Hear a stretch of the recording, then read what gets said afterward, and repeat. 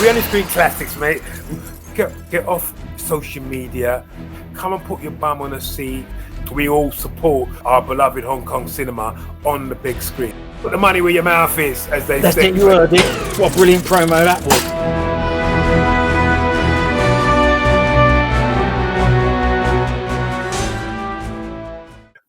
Welcome to Ultimate Fight Clan. Today I've got a guest with me, Marlon. All right, Marlon? How you doing? Yes. Great. Yeah, brilliant. So I know about you, or I've learnt about you over the late night Kung Fu stuff you've been doing. I've had me other Kung Fu brothers letting me know, informing me, telling me there's late night stuff going on. So I had to, obviously I've had to have you on because there's something going on this weekend, I believe. Late night Kung Fu. Well, yeah, it's the tagline, the name of it is Late Night Kung Fu, and that was the whole sort of premise of what I was trying to do. Bring back late night Kung Fu films back to the big screen on a Friday night, late night. But it just happens to turn out that a lot of the old guys are now old geezers, and the late night Friday is not kind of suitable for them because they're sort of falling off to sleep or they've got to get home and all that sort of stuff. So we've changed it a bit. After we launched it back in 2001 after COVID, basically. 2001. Yeah, that's right. After COVID. And because during COVID I was sort of bored. I used to do film screenings. I used to do a lot of black film screenings. I'm quite well known in the UK for that through my company Kush Films, and I'm a pioneer in the UK in terms of putting black films on the big screen in the UK. Be one of the first two black guys to start showing films in cinemas, and have become a leading film exhibitor working on. Is there Kung Fu stuff involved in that? Jim Kelly and all that. Oh, not really. The Kung Fu's? Really, more sort of all sorts of films, but I'm sort of known for working on a lot of the big sort of mainstream films over the years. The whole, I started off with major films like Ray, starring Jamie Foxx, which is the life story of Ray Charles, the Oscar-winning film. I've done. I remember it. Yeah, I've worked on many Denzel Washington, Samuel Jackson. I've worked on films like 12 Years a Slave. I've worked on major big sort of black film releases on behalf of film distributors who sort of hire me to bring me into sort of like do marketing, PR, organize special screenings, press screenings, and that sort of stuff. And also, back in the day, I did do press screenings for Crouching Tiger, Hidden Dragon. I did it at Cineworld in Wood Green, did a press screening for that. And then I also did one of the first screenings in the UK for the film On Back as well. Yeah, I did one of the first press screenings at Mr. Young's in Soho in the West End of London, a press screening. So, and that sort of entwines with what I was doing with sort of like the black films, because I also, back in the day, when I first came into the film industry, and I met someone, he became a mentor. He had a PR company called The Associates. And The Associates were the PR company that did all the marketing and PR for all the big Hong Kong cinema releases. So they basically managed all the titles for Hong Kong Legends, Contender, MIA, Missing in Action, MIA, all the basically martial art labels. They basically did. So back in the day, I worked on films like when they re-released all the Bruce Lee films. Quite a few number of, I can't remember what year it was. Quite probably 15 years ago or longer than that. Hong Kong Legends did it, and I worked on lots of different other labels as well. Soul Connection. I think that was through Contender as well. That was a Soul Connection, and there was a whole Wu-Tang Clan sort of releases that we I remember did them as well. Yeah. Old school Kung Fu ones they were, weren't they? Yeah, and you had RZA on there talking and showing. There was lots of clips and stuff, and doing a bit of training and that sort of stuff. So I worked on a lot of those releases as well, simultaneously, as well as I was, I had this remit to sort of support black filmmakers and create a platform for black filmmakers and create access for my community to UK cinemas, because back in the day when I first started, there weren't too many black films that were, you know, getting released in the UK, especially American ones as well, and people could see on the big screen. So yeah, I by trade, I'm a pioneering and well-known film exhibitor, and now a film distributor. And yeah, it was during COVID 2021. I just wanted to do something different. I've been doing the black films for a very long time, and I basically just said, you know, after COVID, I'm gonna bring back Late Nite Kung Fu. And okay, but all right, but why though? Is it because you listen? You don't look very old, right? You do not look old, right? But is it because you were an original goer to the Late Nite Kung Fu? Did you used to go? Yeah, because I'm too young for that, Marlon. I'm too young. I missed it all. That's an unfortunate thing, but I missed it. Yeah. Well, fortunately, and also kind of sadly for me, I was one of them. I did used to go, and I'm a lot older than I look. I do, you know, as they say as well. They say in the black community, black don't crack. But I've heard that one. Yeah, I just had a birthday of the weekend, and I'm even scared to say how old I am, mate. Because people, you know, we don't need to know. Happy birthday anyway. Yeah. Yeah, but I was born in the 60s, mate. Right, okay, that's enough. Yeah. Early 60s, and yeah, I used to, as a young man, I used to go to Late Nite Kung Fu on a Friday night. It's part of my life. We grew up. I used to do martial arts as well. You know, I used to do a bit of karate and a bit of kung fu and that stuff, judo, the whole lot. I had an older brother step brother, who basically was a black belt in karate, Shokotan, and he used to have his own youth club. And every Tuesday night, we used to open a youth club to the local youth, and I used to help him set it all up. And set up all the mats, you know, the mats, you know, to roll on, to fall over on, and we had a horse, you know, gymnastics horse, and we had you know, the punch bags and all that kind of stuff, and the ropes to climb up. And we used to teach karate. We used to teach karate, street fighting, boxing, a bit of judo. We used to learn everything basically, and to learn a bit of everything. So I did that from when I was about 13 years old, 12, 13 years old. So I've always sort of been into martial arts myself, and I think I was a good kicker. Kicking was my thing. Very good. Right. Okay. What's your inspiration for the kicking? Do you have a favorite kicker from the films? Of course. I come on. How could I not? I mean, in our day, you know, like when we used to go to Late Nite Kung Fu, obviously I used to go with a lot of within the, you know, the black community and the black guys, and we used to have nicknames for all. Now I've sort of started to learn all the names. Like a lot of the guys now, they know all the proper names and everything like that. Back in the day, apart from Jackie Chan and Bruce Lee, yeah, I suppose those are the two main ones. Everyone else had nicknames. So, you know, it's okay. I might know some of the nicknames. I tell you, I look young, but I've been about. Let's go. Let's have some of the nicknames. All the nicknames are quite famous. So obviously, Rubber Legs was my guy. He was Silver Fox, and obviously you know who you know, Rubber Legs is basically. If he's Silver Fox, then that's Wang Zhangli. So Wong Cheng Li. He's the bad guy in Snake and Eagle Shadow and Drunken Master. For anyone that wants to know, but yeah. Well, he's the bad guy. He's so many films, and there is no guy that can kick like him. You know what I mean? He's a guy that jumps up and does the triple kick. That's it. Kicks 3 people one time. So yeah, Rubber Legs. You know, also I mean, one of the moments that I always remember totally getting excited by, and if I remember right, it was Where the Dragon, when in the changing rooms.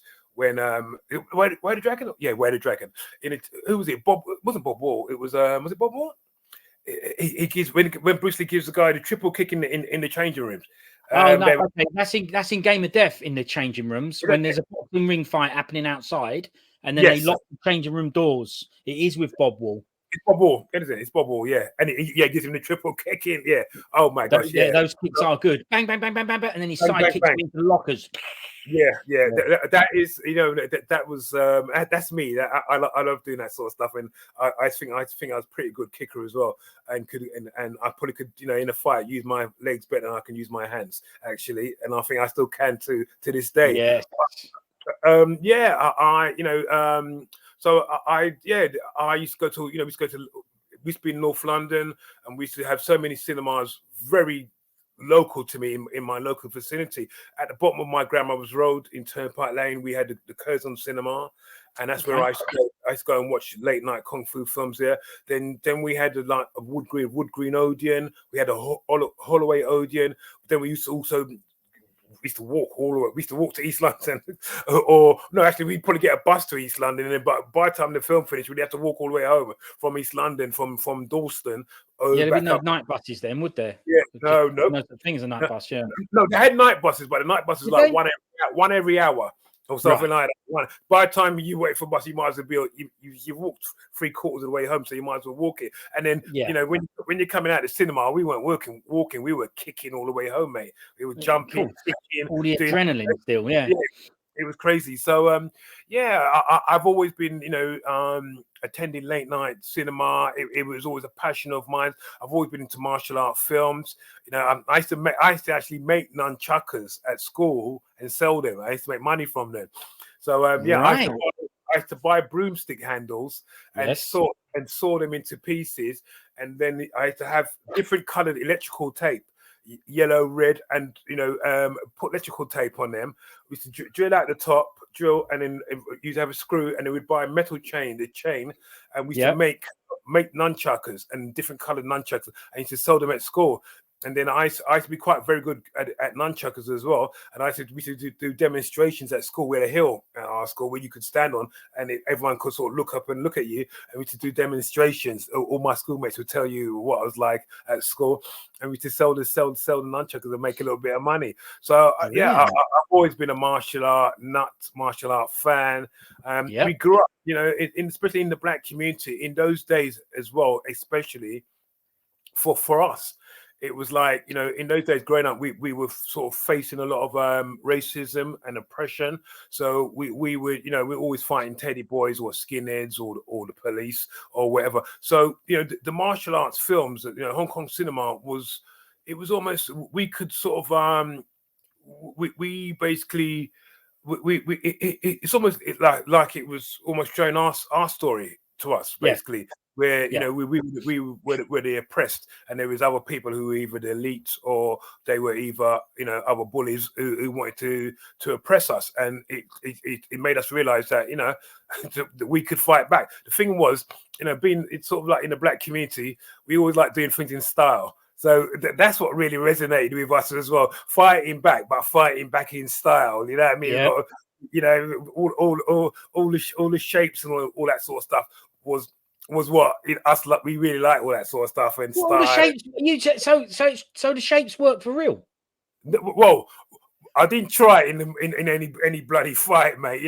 But it's just the thought of it and doing it with style and being a bit flash with it and all that sort of stuff. So didn't actually try it. Definitely didn't try it in any fights. Any fights, it's just wild stuff, mate. Throw it, sort of thing.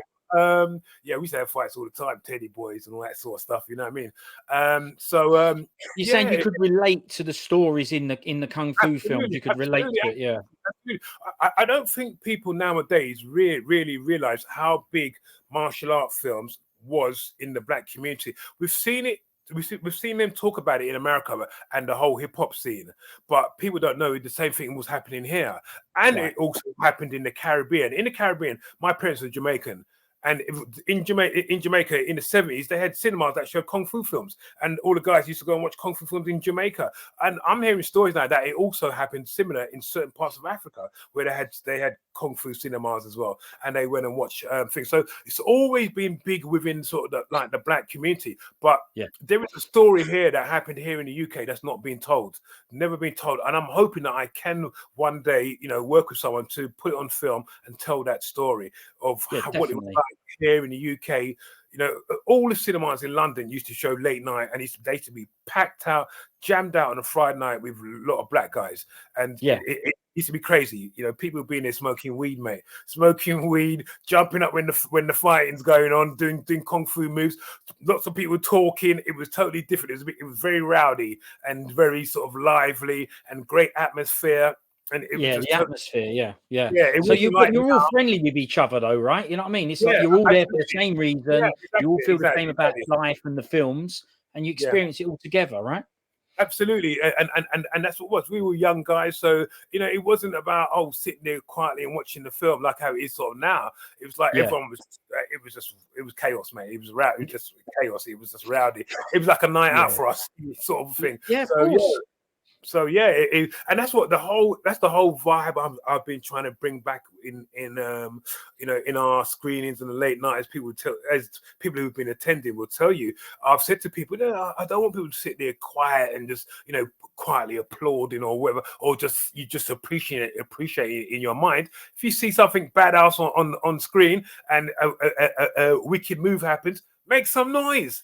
And I've been get people to do that, and we've been trying to build that atmosphere. So it's totally different to what anyone else is doing out there, or going to watch it anywhere else. So come and have fun, come and enjoy the film, come and express yourself. You know what I mean? As long as you're not, being silly with it, and you totally, if the guy next to you is looking at you and saying, "All right, mate," then you should know to be quiet, but quieten it down a bit. But that's all right. That's common sense, isn't it? Just a bit of decency.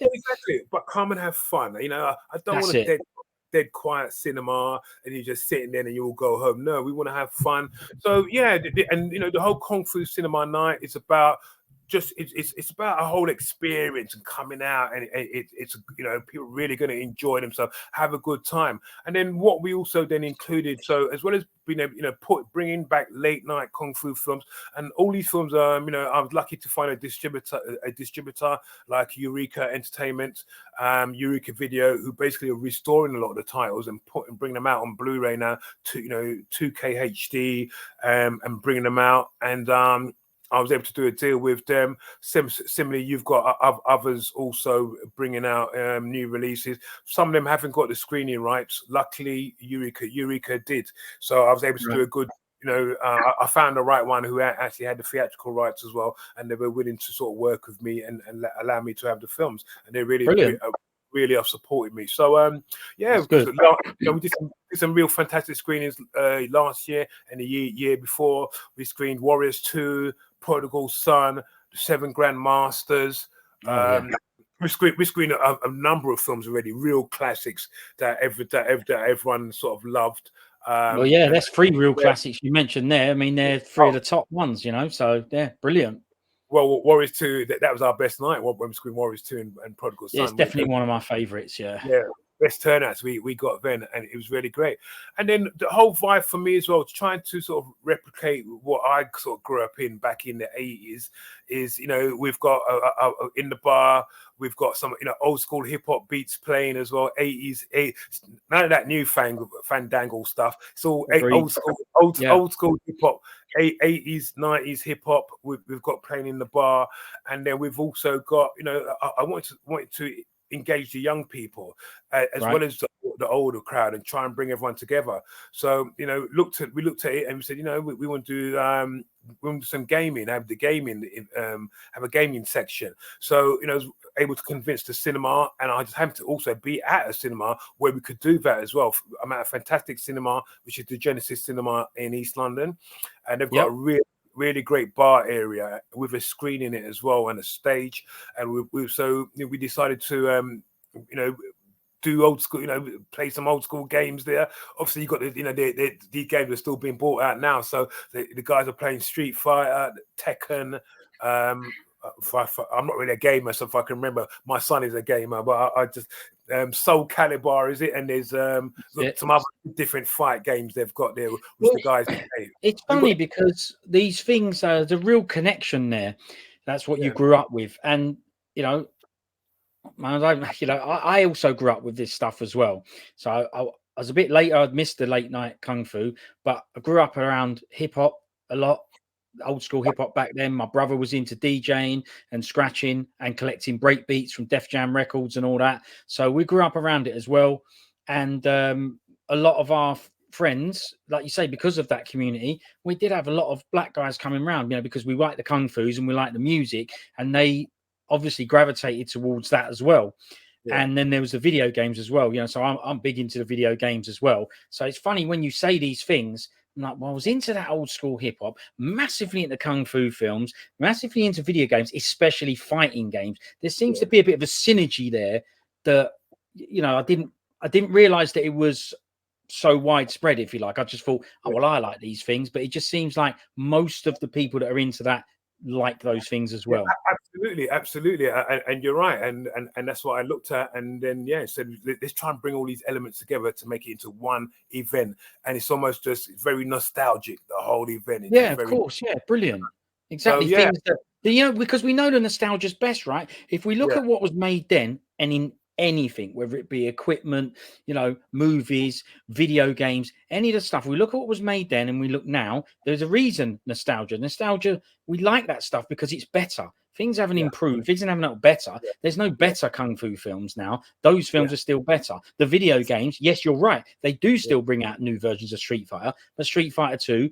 hyper fighting for me is still better. The old Neo Geo games, they're still better than the newer ones. See, to me that stuff is better. So people like us need that nostalgia because it ain't catered for now. The new stuff, the kids don't know what they're missing out on. The new stuff's crap, man. Well, hopefully we can, some of us older ones can introduce all this stuff to the younger guys. And we've been getting some younger guys turning up and coming along. Yeah. And I've even had young Chinese guys who've come along to some of the screenings. I can't remember which one they were at.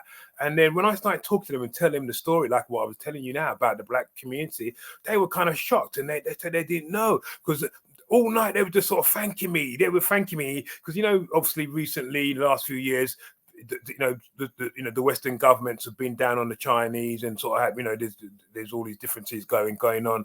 And when these Chinese guys at the screen, they just kept thanking me. Oh, thank you for, supporting Chinese culture and bringing these. I said, nah, mate. I said, we've always been into Chinese culture. This is not nothing new. We've always, because I maybe grew up in that way as well. I also, all through my life, I've always been into Chinese culture, and even as well through my life, I've taken up meditation and yoga and all that sort of stuff. So I've studied things like Confucius, and I've studied Chinese, history and all that sort of stuff, and watch a lot of documentaries on Chinese culture, Chinese and things like that. So I've always been into it. I love meditating, and I love. I'm into, I love, I stay away from religion nowadays. I grew up as a sort of Christian, as a lot of us Caribbeans were, but now I'm more into Buddhism, into Buddhism more than anything else, and being in harmony with the world and being in harmony with nature and that sort of stuff. So that's right. We like the balance, right? We just want balance. The yin and the yang, and understanding that. So I'm very much into Chinese culture. So it's regardless of whether they like something that we think, there's a lot of black people who think that Chinese don't like black people, things like that, and all that sort of stuff. And to me, it's not about that. It's about to me, it's about it's something that I've grown up with, so it's kind of an integral part of my life, and it's about understanding the culture. People, for instance, like in Japan, like reggae music is massive in Japan. A lot of people wouldn't even know this, but there's a lot of reggae artists, and some of them I know, who never got an opportunity here, and they went to Japan and became stars, and did albums and all that kind of stuff. And the Japanese love reggae music, and the Japanese have like sound systems, like Jamaican sort of culture sound systems, and they have them in Japan and all that sort of stuff. So it's funny how sometimes cultures can entwine, and people may also other people may have a perception that this is this or that is that or this, it's a negative. We know where the perception don't come from the real people. Look, me and you are chatting now. No problem. We don't have the problems. The problems, they come from the outside influences, right? They project these things on us, but it's not what we actually experience most of the time, So absolutely. Bringing these things together and like-minded things, that's what brings people together. And we're all there for the same reason. We like the same stuff. Brilliant. If you look at there's a video that I've got and I sort of share around at one of the screenings, and when you look and you can see, we've got Chinese, black, European, there's Asian, there's just a whole melting pot who's coming to our screenings, and this is that really, really, really what pleased me and really made me feel good about what I was doing, sort of thing. And then also be able to see young and older guys there as well. And there's guys, you know, there's older, like there was a number of black guys, older black guys like myself, who brought their kids, brought their sons, just so that they could show off and be nostalgic and say, look, this is what we used to do. And it was so really, it was really nice to see people bringing their sons and trying them, you know, this is what they lovely.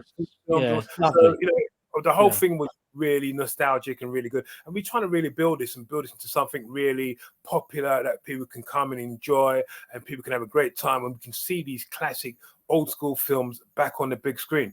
But then also what I am also doing as well, which really comes from what I sort of have been doing with the black films as well, and which I sort of did from day one with the black films, was that when I first started doing black films and putting them on the big screen, I've quickly realized that people, you know, the black community wouldn't come out and support films that they didn't recognize or they didn't know the actors and things like that, especially back in the 90s. A bit different now.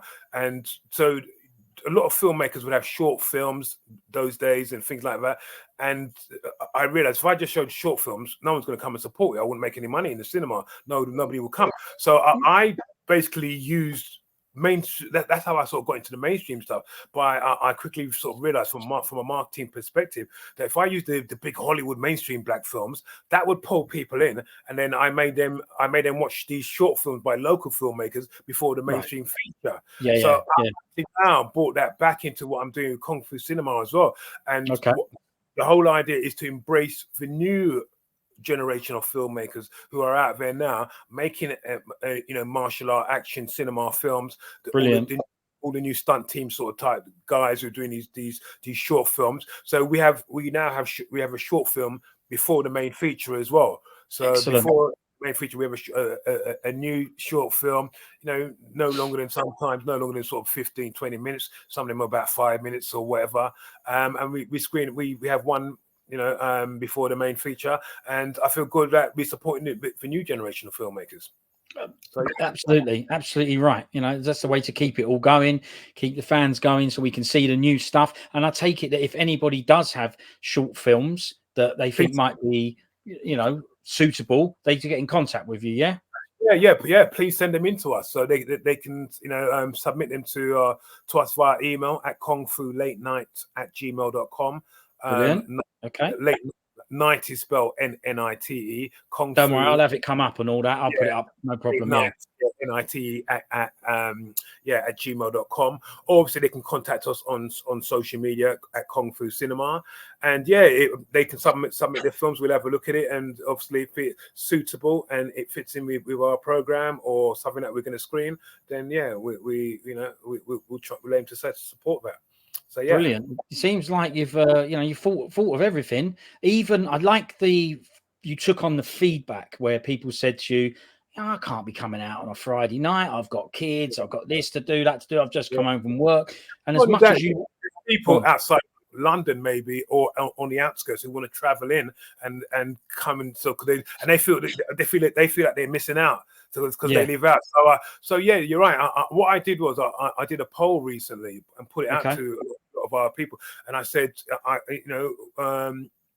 would you prefer an earlier time on a Friday? We started earlier, and then also, what about a Sunday? Because back in the day, we used to go and watch Kung Fu films on a Sunday as well, a Sunday afternoon. I remember I used to go down to East London to I forgot the name of the cinema down there in East London, and you had the Rio, and there was another one. It's now a mosque. Right. And we used to go over on a Sunday and watch Kung Fu film. So I put that to people, and then people sort of we did a poll. People came back to us. So and a lot of people was up for the Sunday afternoon. So that's why we're doing this. This is the first Sunday that we're doing on this week here, Sunday the 5th. And we're basically still experimenting, seeing what works, what doesn't work, and really looking to sort of take off next year. But I think the Sunday afternoon thing can sort of really work. So hopefully we get a good turnout this Sunday. Good crowd coming out for Jackie Chan's Project A on the big screen. Okay. Yeah. And then when we come back, what version are we playing here? We playing a Cantonese or are we playing the English dub? No, we're going to do an English dub. What I've decided to do when it's more like comedy dialogue. There's a lot more dialogue, and you want to get the jokes across. People have to read it. You know, there's a lot of dialogue. I tend to do them in English. Now, when it's the classics, Warriors 2 or something like that, it's gonna be in the Cantonese basically. But you know, but if it's comedy and it's a lot of dialogue and there's a lot of running jokes all the time, I prefer to have it in the English so people can get the jokes and have a laugh and all that sort of stuff. You're not there trying to read everything basically. So, no, I understand. Well, this is the thing; it's going with your ethos. You just want people to relax and have fun. Yeah, exactly. Yeah, so it just plays on that. Yeah. So when you say, sorry, just remind me, because obviously on your advertising that it says, you know, the late night is back.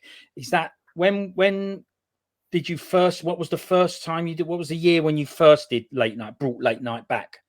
2021. So we 21 was when you brought it back. Then you've had a break. 2021. Yeah. Then they had a break. Yeah. No, we did some screenings. We did screenings last year as well. So okay. We started September 2021, if I remember right. Yeah. That's when we did 7 Grand Masters. We did 7 Grand Masters. Trying to remember what else we did now. Brilliant. Yeah, we did that, and we did another film after that. Can't remember. We also screened because the new Mortal Kombat was coming out, and I was able to get hold of that. So we did did that. Yeah. When that came out in 2021, the new Mortal Kombat, so we screened that, and we screened 7 Grand Masters. But last year as well, we also went to another venue. I had access to another venue in Brixton, so we had a nice little intimate venue called World Cinema in Brixton. And it was basically it's a railway arch that's been converted into a cinema. So we were doing stuff at the Genesis Cinema in East London, which is a proper cinema where we're back now. But then we also did some nights down at the World Cinema in Brixton, and people loved that. Did love that. It's a really intimate cinema. You can only get 60 in there, but it's a really purpose-built cinema with a big screen. Great sound, got a bar in there. You can stay in it till about 1 o'clock in the morning, sort of thing. But we're not using that venue anymore. But we did a number of we did Rebellious Reign there. We screened Rebellious Reign. Good one. We did Shaolin Plot. Plot. Yeah.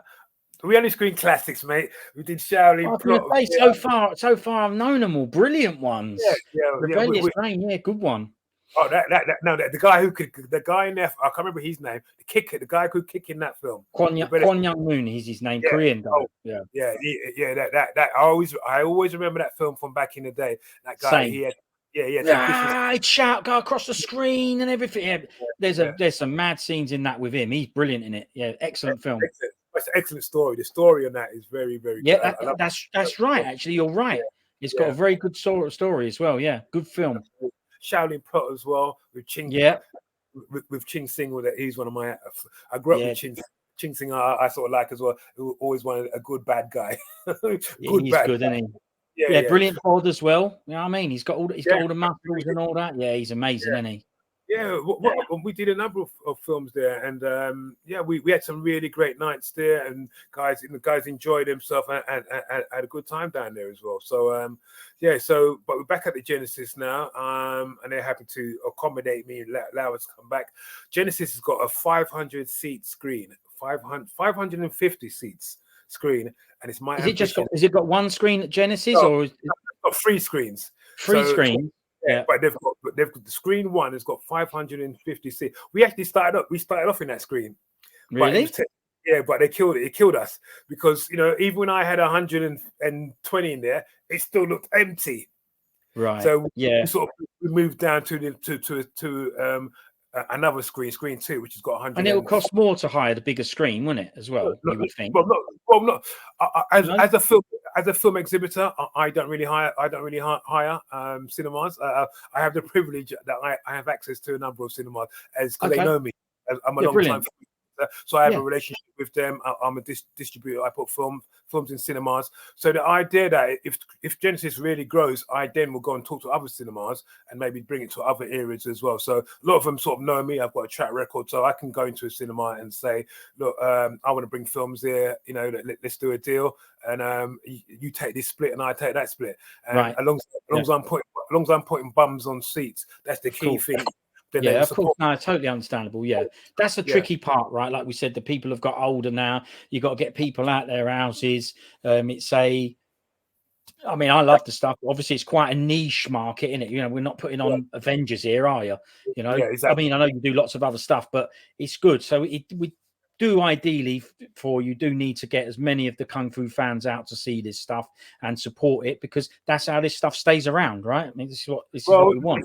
Well, this is the only way that we're going to survive and be able to grow this and really make it successful is if people get off social media.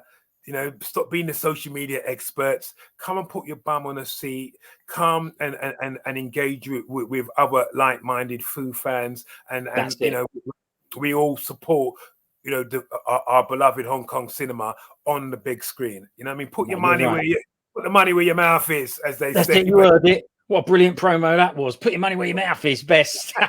The thing is, you're right, though. It's a social thing as well. You've just said there you don't have to sit quiet. If you want to talk to the person next, you go, that was a brilliant boot, wasn't it? And all that, and chat. I like chanting or whatever. You know, if you want to chat, you can chat about it as well. And that's the thing with these things. I've always noticed that these screenings, as a matter of fact, I'll go as far back to some of the hip hop things that my mum and dad used to take us to. You know, we were only kids, and we'd walk in there, and let's face it, you know, not many of them looked like us when we walked in. But the truth is, so you did get the, you know, this version spinning round when we walked in, but within a few minutes they go, these guys are into this, they like this stuff, welcomed with open arms. It's exactly the same with the Kung Fu stuff. Welcome everyone. Yeah, we want to welcome everyone at our events. And again, also, now one more thing I forgot to actually bloody mention, and this is how, you know, it's a great event. We just need people to support us now, and we start getting those big numbers, and we can do this, you know, fill out a screen with 500 people, because we've also you know, we're working with a brand partner which is Terracotta Distribution, as well as working with Eureka, but with Terracotta Distribution, Joey, a good mate of mine, they basically sell their DVDs, Blu-rays and everything at our events as well. So you can not only come and watch these films on the big screen, you can come and buy stuff and buy DVDs, Blu-rays, and all that sort of stuff as well, and buy your favorite films there and then. You know, that's brilliant. Yeah, so there's a little stall there or whatever where you can buy some films as well. See, it's perfect then, isn't it? Absolutely. The people bringing whistles to this and all that. Are we back on the whistling and all that? No, not yet. No one's bought any whistles, nothing like that.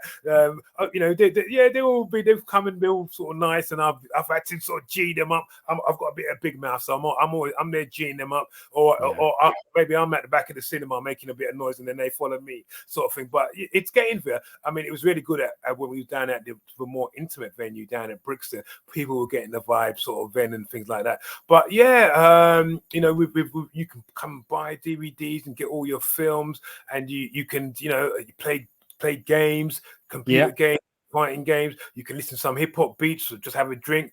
We've also been approached by other people even more recently, so we may have a guy coming down here to do like sort of a quiz thing. He's sort of a quiz genius, martial arts, Hong Kong cinema genius. And we may have you know, have a sort of quiz thing going on in the bar before the film. So if you don't want to play a game, idea.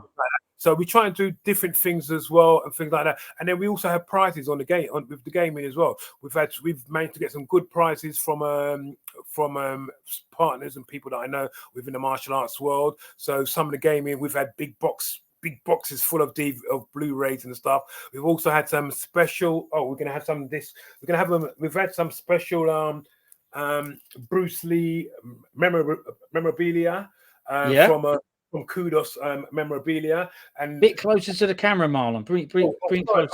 Yeah. Oh, can you see? Yeah, that's it. Okay, yeah, lovely. Bit now. Yeah, I got it. Up a little bit. Let's have a look at Brucey. There you go. Bruce Lee. So these are actual posters inside.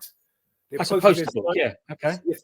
So basically, opens the poster, and we've got different ones as well. So these were given to me by Steve Rivers, who actually used to be the owner for Hong Kong Legends. He was the guy who owns the Hong Kong Legend and started it. Now I've got a memorabilia site, Kudos memorabilia, And these were special editions that you can't sort of get it on the streets or anywhere like that. So we've had some great prizes that we've been able to give away to people at the screenings and that sort of stuff as well. So yeah. Okay, so that stuff there, that'll be prizes at this event.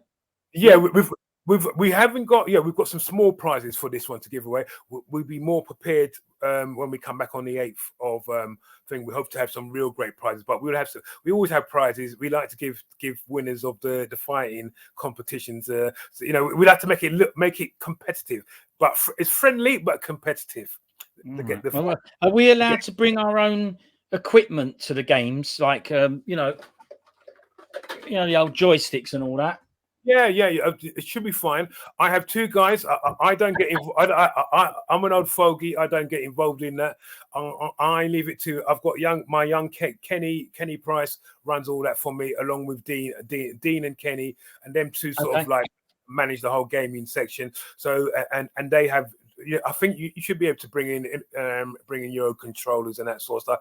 Obviously, we've got a P3 and a P4 that we use as well. So yeah, but you should be able to bring in your own controllers. Yeah, it's good to know, because playing these video games, fighting games, playing them on a pad. Look at this. Yeah.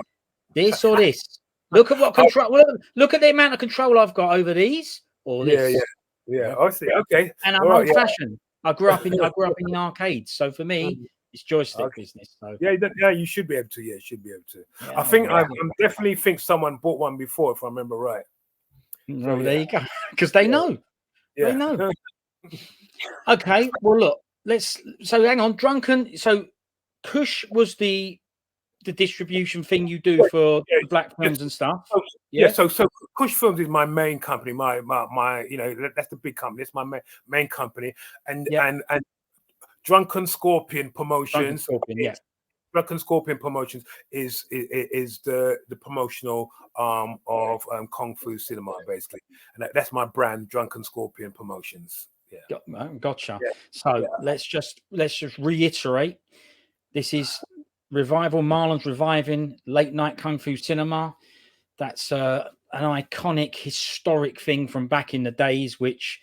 If you used to go to it, that is brilliant. I never used to go to it, but I used to go to the ones in Chinatown. They did late night there for a little bit. But this is what he's doing. He's reviving it. He's bringing it back. But regardless of that, if you like Kung Fu films, you can come down there. The next event is on Sunday, the 5th of November, which is this Sunday.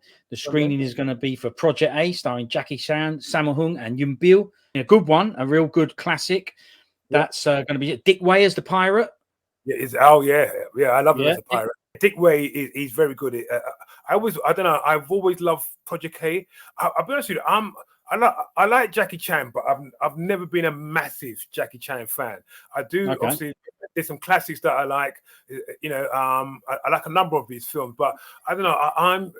I suppose because I used to do martial arts and stuff, I used to always be more drawn to the classics, the Warriors 2, the Prodigal Son. I understand. Yeah, like the independent films. Yeah, but the real serious. I like real serious martial arts when it's serious.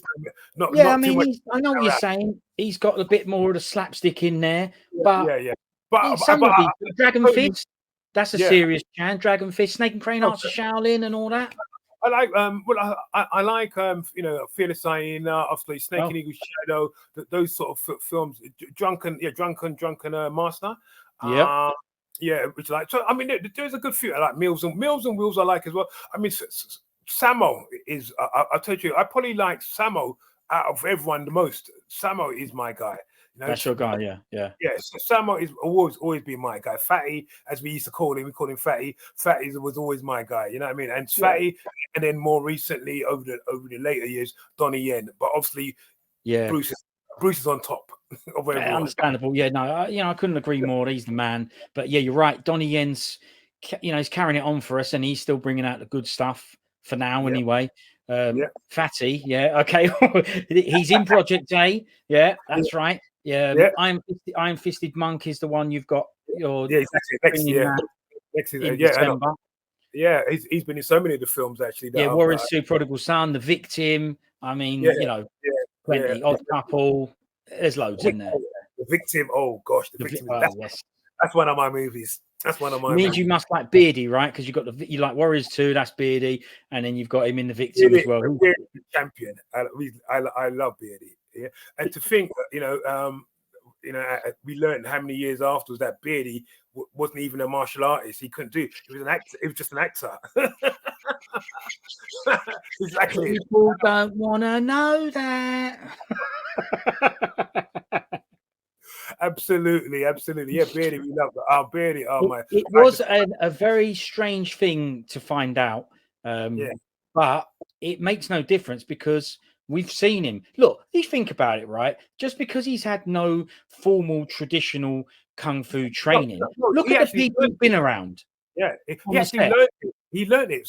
With Sammo Hung, they actually learned, was it Carters? They learned the Carters, as they call them, were Chinese anyway.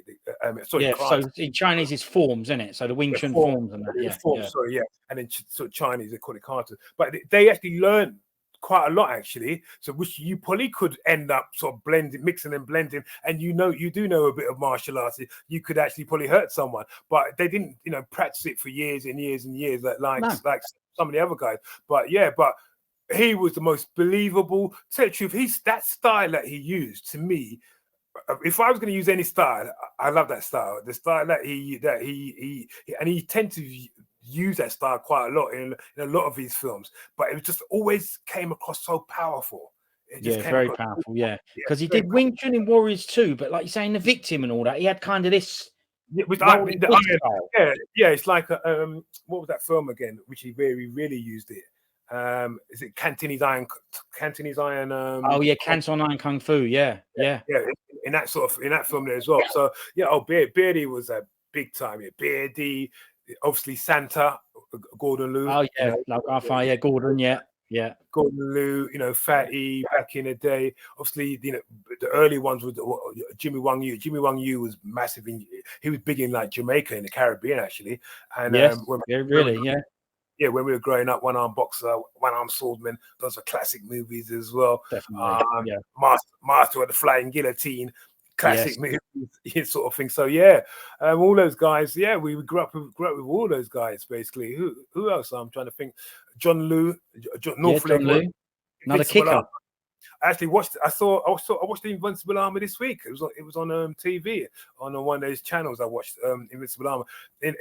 That was a classic. That's a classic film. Classic. It was on TV. What TV? It was on. Was it Plex? I think was it on Plex? One of those streaming sort of platforms. Yeah, Plex. Yeah. Okay. Brilliant. Yeah. And Born Invincible. I saw you did Born Invincible, and I watched Born Invincible again this week, and that is another. Carter Wong is another guy that we grew up with. Yeah, Carter Wong. Yeah. To me, and I think he was a very good. He should have done more films with the white hair. I think he was a very good white hair guy. Yeah, I think he was. He could have only done it in that because remember, there's a reason he had the white hair. It's because he mastered Tai Chi. That's what gave him the white hair.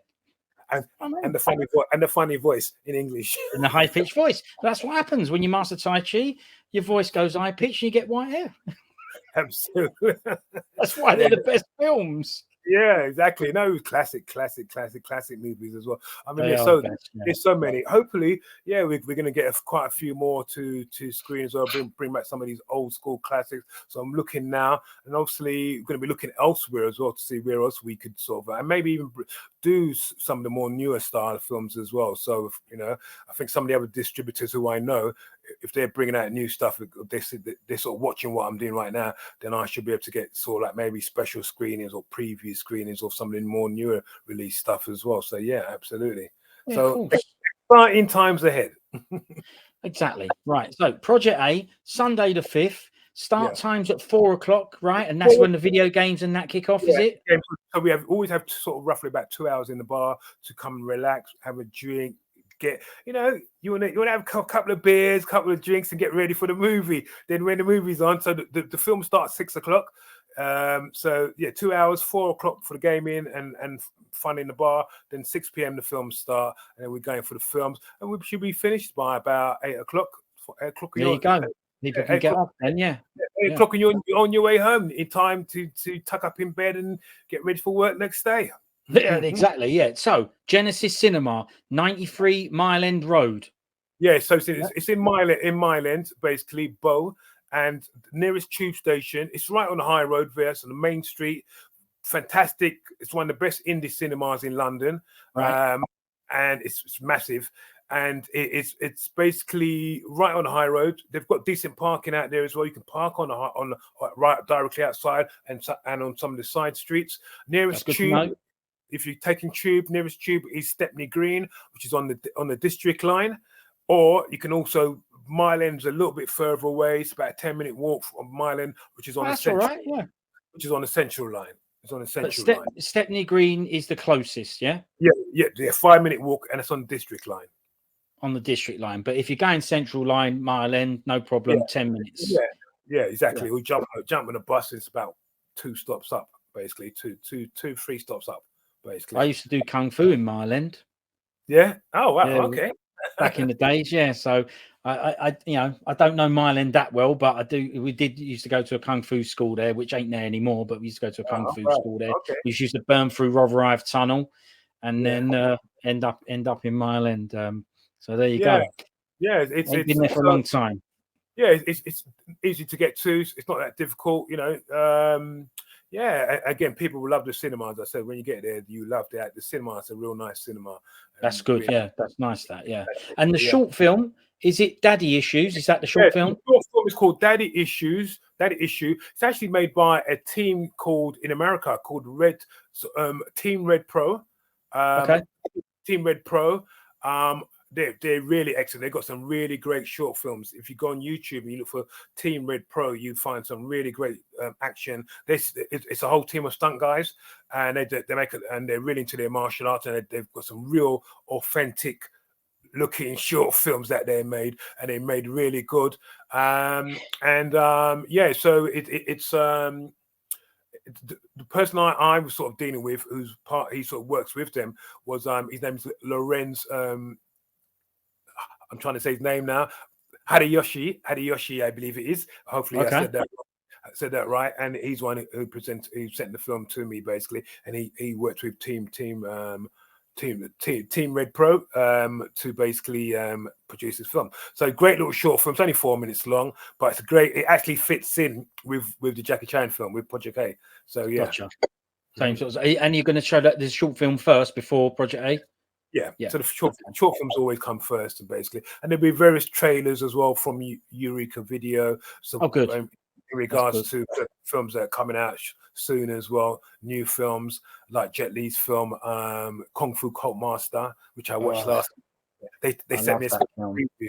Yeah, I watched it last night, actually. I remember it. I've not seen that. I think I saw that film back in probably in the 80s or 90s. I saw the film. Yeah, I haven't watched it for a long time as well. Yeah. I'm not sure if it was DVD. It could have been VHS I watched it on, basically. Yeah. Kung Fu Cult Master, also known as The Evil Cult as well. Great film. Yeah, a sort of a weird film because it's not the sort of film I would normally go for that much because it's a bit wiry and fantasy. But I loved it. I really liked it. I'll be honest with you. I've always been a bit funny about. I like Jet Li. I've always I do like Jet Li. But I'm not a fan of a lot of his films because I've always hated the flying around. Even from old school days, I don't like too much of the wire work and the flying around, all that sort of stuff. I know some, a lot of the new guys, they love all that sort of stuff and the flying. I know. The young guys, but I know. But I agree with you when it comes to Jet Li, right? Obviously, he's amazing. He's very talented. He's done some amazing films, but there's a lot of the films that he did that I also didn't like. I mean, we're just being honest, right? Shaolin Temple 1, 2, and 3, they're all amazing. Amazing. But he done Fist of Legend was one of the ones later on that was also amazing. That was good, yeah. And Once Upon a Time in China, they came out for the new wave, so they were quite good for wire films. They wasn't over the top wires. I thought they were just about not too over the top. They were all right, but then there was Last Hero in China. Dr. Wire with Scriptures and No Words, and there was and like you say, they were. Yeah, I know. Some of them were mad wires.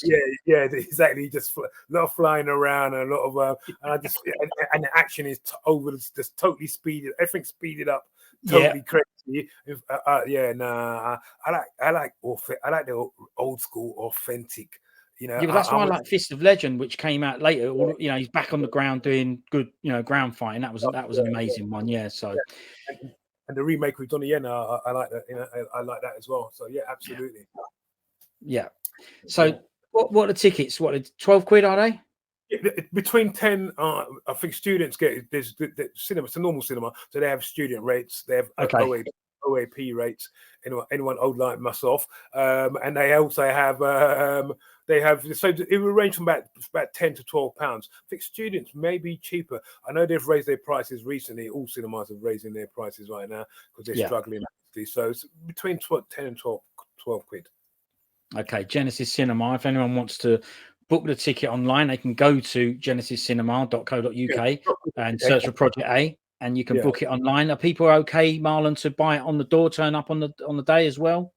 Well, if there's seats left, yeah, they can do. If there's seats left, if it hasn't sold out. So you don't want to take that chance. You want to try and, but and it helps us as well. If people buy in advance for future screenings, it helps us to know how many people are attending, you know, how it's working and that sort of stuff. Rather than you just sort of waiting there on a day, you don't know what's going to happen, and you don't. People just sort of turn up on a day or whatever. So if they can buy in advance, I would suggest that, and we would prefer that. Yeah, that's totally understandable. Like you say, you can keep a tab on what's going on and be much more ready for what is about to happen on the day as well. So yeah, it makes sense, mate. Well, that's brilliant. Well, we'll leave it there then, shall we? Right? We've done some good chats there about your event, why you're doing it, where it all started. We've mentioned some stars. What was it, Fatty? Yeah, a bit of a nasty one, but okay. Well, you just said what you saw when you're watching them films, right? That was his name. But I mean, that was no insult to Fatty. Fatty could do things that normal skinny guys couldn't do. Exactly. Well, this is the thing, right? He's done films, Skinny Tiger, Fatty. He's done films. He takes him out of himself in the films all the time, anyway. Enter Fat Dragon, you know what I mean? Yeah. I mean, back in those days, it was that was it was. I mean, I have to admit, it wasn't politically correct, and even more so, not even the names, but the dubbing. And this is why some people have come to me, even at our screenings, and there's been a couple of the old school sort of black guys who've come and they've complained because we've shown films with in the Cantonese, and they want the dubbing because the dubbing used to take the piss. Sorry about the dubbing used to take the mick. Yeah, you take the mick out of the, in a sense, they would take the mick out of the Chinese sometimes. And I've heard stories now, like the guys that used to do the dubbing back in the day, sometimes they were drunk, a bit pissed, having a bit of drink, and they were just doing funny voices and doing all sorts of things like that. And they were just almost. I know the Chinese people will be very, very upset nowadays with some of that dubbing that was there nowadays. A lot of the dubbing has been redone now. That's understandable. Yeah, but I don't like redubbed. I like the original dubs because they're the ones I grew up with. That's the same as those guys that came to you and said they used this film in English dubbing. This stuff has become more prominent now, so people know who Sammo Hung is now. But back then, no one knew the names. It was just you went with what you saw, so no one was trying to be offended. You're there watching the films, you love the films, so that's all it was to it. Same as the dubbing. This stuff is what opened it up to us. So this is no derogatory thing. This is no looking down on it. This is the stuff that got us into it. I only started watching films in their original language afterwards, once I got older and got a little bit more interested in the industry, that I went, you know what, okay, maybe I do need to see it. But the old traditional stuff, I'm still well happy watching that in original English dub. The only thing I remember, that there was some of them that when you actually when you actually listen to the dubbing and what they were saying, and then it had the subtitles underneath, and you was reading the subtitles, it was like two different stories. It wasn't the same thing. They changed it. They did change it, but the English dubs are the best. When it came to a bit more films with a bit more action and drama, so like Police Story and that, then I was much more comfortable. I did start off with the English dub. I went, nah, these are better acting and stuff. But the old traditional kung fu films, the dubbing, the voices, it's absolutely part of it. It's the magic of it. Much better. I think that's the thing now. A lot of them they're restoring them completely, and they're adding new dubbing to it, basically. And that's the issue. They're not sort of doing it the same as maybe somebody will do it, and maybe there are There's some out there, but I think a lot of the Eureka ones, it's got the new dubbing on there, basically. Yeah, they seem to have cottoned onto it recently. That's where the term classic dub is coming from. That's the term where it's like these are the ones that you're used to, and that's what we want. You don't need to redub and redubbing it. Who's the redubbing version for? Who's it for? We're the people buying this stuff. We're the people watching this stuff. You might get the odd new fan. You maybe. I'm not saying that you don't get new people watching this stuff, but they ain't going to care what English dub it is because they don't know. They've not seen the original English dub or the new one. They're probably going to want to watch it in the original language anyway. So who's the new dub for? I don't know. Ain't for me. Let's put it that way. Well, I'm not buying it.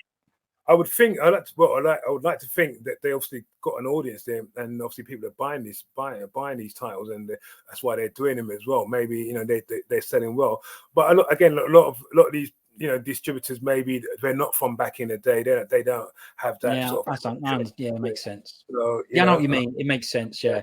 But they've got to remember why they're bringing it out. You got to cater for your core. Don't upset the people that are definitely going to buy it. But I think also there's another issue also with there's a lot of problems that I know of speaking to various people connected to the whole sort of to the Hong Kong cinema scene, I should say, who have had issues with the Chinese government. The Chinese government is controlling a lot of stuff, basically. Okay. And if they're not happy about certain stuff, they're not giving you, they're not allowing people to get those films. So, and I think that's a big sort of thing as well. So, things that I wouldn't know about. Yeah, okay, sometimes it's out of their control. Yeah, it is. The Chinese government's got a lot of power now in terms of how the country has been represented. Okay, that makes sense. That could be a little bit more understanding then. Yeah, fair enough. So, all right, nice one, Marlon. Yeah, hopefully I can come in again another time. Be nice to come in again and actually go back into those days and what it was like, so we can let other people tell the stories. I'd love it. Cinema. So love to do that again. Also, let's say after this screening here on the 5th of November, Sunday the 5th, this Sunday, we're back on Friday. So next time we come back on the 8th of December, it's going to be a Friday the 8th of December, and we'll start from 6:30 for the gaming, and the films will be about 8:30 for the films. So that's Friday the 8th of December, and we're going to be screening a classic film, Iron Fisted Monk, starring Sammo Hung, and this is one of the first films they say that changed how Kung Fu films were made in terms of the choreography and the fighting and the fight. How before we used to get all this sort of stiff, the stiff, weren't very fluid in a sense. Action sort of style, the Jimmy Wang Yu sort of type films, and then with this film, the style sort of changed, and then this brought in a new era of directing, cinema photography, and the way the films just looked, sort of thing. Yeah, so, it kind of set a new benchmark for people to go up against. It's got one of your favourites in it. Obviously, you've just said his real name, Sammo Hung, this time. That's very nice of you to refer to him as Sammo Hung this time. But it's also got Chan Sing. That was another one that you mentioned earlier. That he's one of your favourites, and then we've got the kicker from Warriors 2, Casanova Wong. Let's go. Yeah, I know this film is exactly. Oh, Casanova Wong. Another one of my guys. All right, mate. Mine too. Absolutely love that guy. He's fantastic. Casanova, let's go. Brilliant. Absolutely. All right. Thanks, Marlon. You've made me now want to. I'm going to have to go and put a Kung Fu film on now, martial arts film, to go and watch. You know what I mean? That's definitely not a bad thing, mate. No, nice to meet you as well, Marlon. That's brilliant. All right, excellent. Thank you. Thanks very much for two things. Thanks very much for doing this stuff, supporting it, trying to put things on for Kung Fu film fans. Appreciate that, and thank you very much for agreeing to come on and then actually coming on as well. I appreciate it, mate. It's my pleasure. One of the key things I'm trying to do, as you see with everything, is I'm trying to give back. I'm giving back to the younger generation and to people who love martial art films and Hong Kong cinema. Thank you. Yeah, I appreciate that. Thank you. Cheers. Thank you. Cheers, Marlon. Right. See you later, mate. Thanks for doing that. Cheers, mate. No problem. Sammo is always been my guy. Fatty, as we used to call him, we call him Fatty. Fatty was always my guy.